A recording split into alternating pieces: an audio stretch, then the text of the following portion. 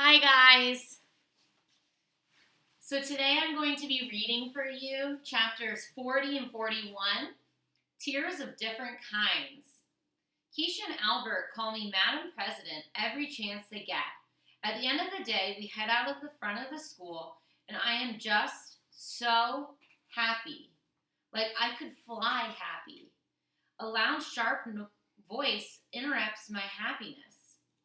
What do you mean you lost? You lost? Shay is standing with her mother. After all that time we spent writing that speech, she says, did you look at the audience? Did you speak up and smile? I did. I did all of that. The other girl just got more votes. Shay sounds like someone completely different. The Shay I know, always so quick to pick a fight, now has a voice that sounds like a kindergartner. Sorry, Mama. She brushes a tear from her cheek. Man, Keisha says, that woman is fierce. Geez, I can't believe it, but I feel sorry for Shay, I say. Uh-huh, no way, Keisha says. Don't be feeling sorry for her. It's not an excuse to go around doing terrible things to other people. Yeah, I guess you're right. Have you learned nothing? She asks. Of course I'm right. We laugh, and she gets on her bus. All of a sudden, I'm in a rush to get to A.C. Peterson's. Running through the glass doors of Peterson's, I forget that I was going to be cool about telling my mom that I'm class president. I forget about telling her like it's any other thing. Instead, I jump up and down and say it loud enough that some of the regulars congratulate me before she does. Her face says she's trying to figure out if she's heard me right. Yes, I say, nodding furiously. Mom, they voted for me. Class president. The kids in my class. Not the teacher. The kids did. She holds her arms out and I run into them. I'm so proud of you, she says in a shaky voice. I know why she's crying. I can't believe it either. Chapter 41, Not So Secret Letter. In that foggy time between sleeping and being awake, before I even open my eyes, I already remember that I am class president. I ask myself if it was a dream, knowing that it wasn't. Knowing, by the way, it feels like my insides are rising into the air even before I sit up. It's like when you wake up on Christmas morning and remember what day it is. I lie there thinking that I'm happy Mr. Daniels counted the votes in front of everyone. I don't think I would have believed him if he'd just said I'd won later. When I get to school, everyone acts the same, but I feel different. I put my stuff away and head to my desk where I find an envelope with my name on the front. Weird. I sit down and slide it off the desk. Glancing around, I pull a piece of paper from the envelope. I expect it will be a note from Mr. Daniels congratulating me, but it's not. It's a full page of cursive writing. I recognize some of the words like love, but I don't know what most of it says. The name at the bottom is Max. I look over at him and he nods once.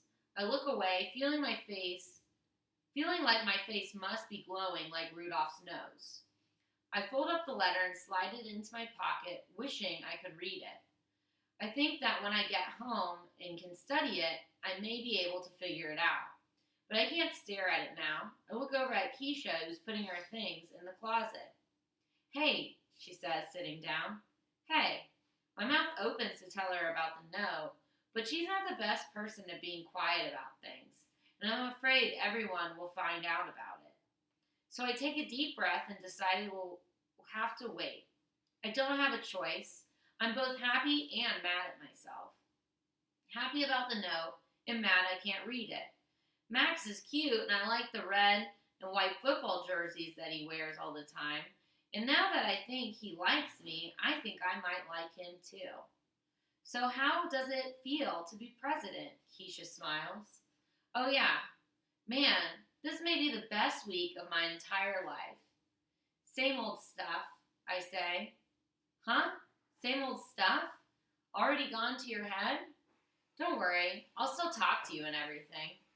Like you could ever ignore me. We both laugh. Okay, my fantasticos, Mr. Daniels begins. He reminds us to put our homework in the basket and gets the class helpers working on lunch counts and stuff. And I sit up straighter, feeling like I have a place in this class. As After Mr. Daniels finishes with the boring morning stuff, he says, one more thing. Our new class president, Allie Nickerson, has her first student government meeting today.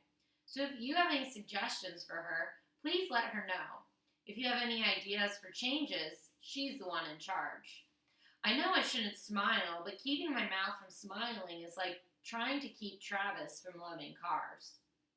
The first suggestion is from Oliver. I'm trying to do my work, and he stands in front of my desk. I have a suggestion. Okay, what is it? I think we should be able to bring candy for snacks. Like piles of it.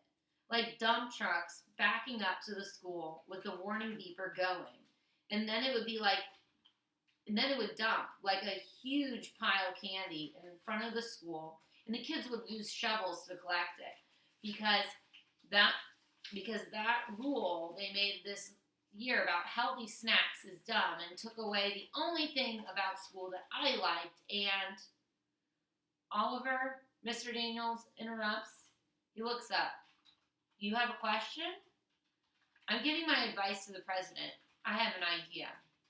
He half smiles. Well, finish up then and get back to your seat. Oliver looks back at me. Okay, can you do that? I'll try.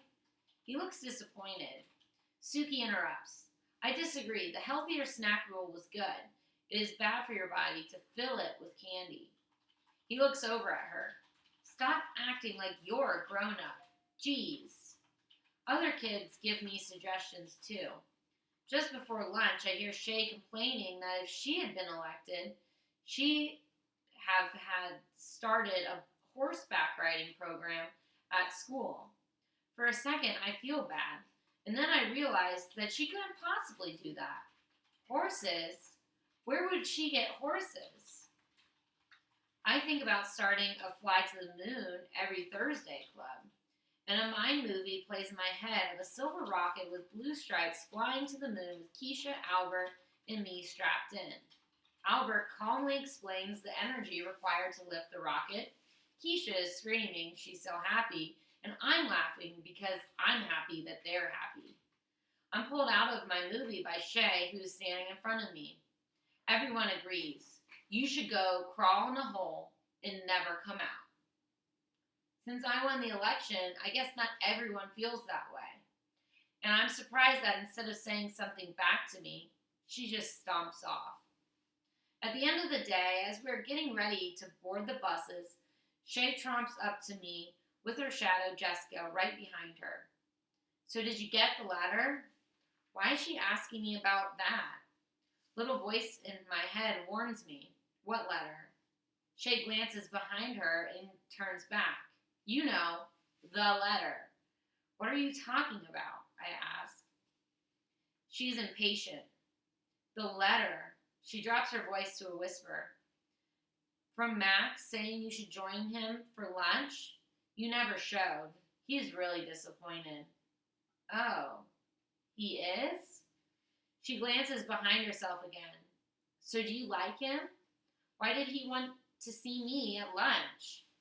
Allie, you can't just ignore something like that. That's rude. I see Max coming, but don't say anything. She continues. He really likes you. You should answer Max's letter and say the thing in it that he says too. And say the thing in it that he says too. Okay? Will you tomorrow? What letter? He asks. Max, oh hi. Shay says, stumbling over her words. What letter? You said my name. I never thought I'd see Shay unable to talk. Actually, I said, the love letter Shay says you wrote to me. I hand it to him.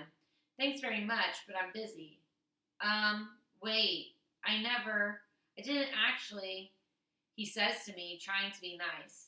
Then he looks at the letter and at Shay and Jessica, and he doesn't look so nice. Jessica turns pale, but not as pale as Shay does. Whatever was going to happen at the lunch table is something I'm lucky to have missed.